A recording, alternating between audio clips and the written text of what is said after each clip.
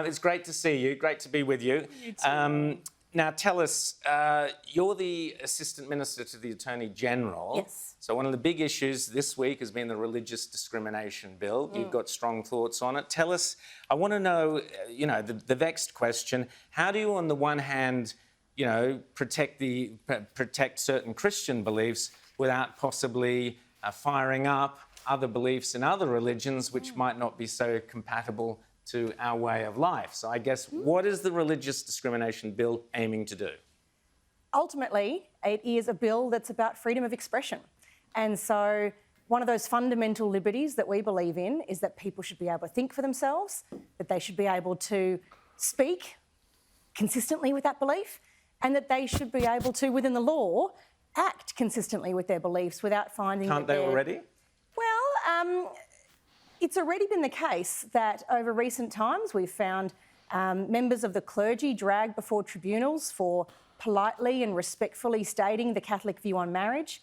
We've had people fired from their jobs because they took a different perspective on what the right call was on the question of the marriage debate.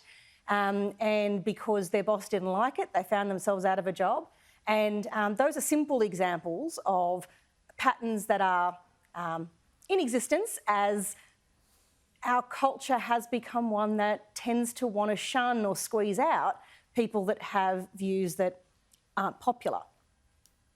Ultimately, this is about people being able to speak and manifest the things that they believe, or in fact, it protects the right to religious belief as well as your right not to believe. That's really important too. We don't want to force this on anybody. It's got to be about free will and individual choice.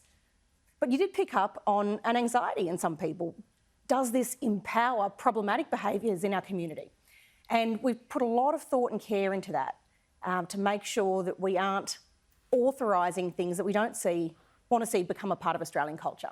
And the way we've done that is to say, this operates in the civil space. That means that things that are contrary to criminal law, like, for instance, child marriage or like female genital mutilation, they're already criminal acts in this country and they are not okay by any measure.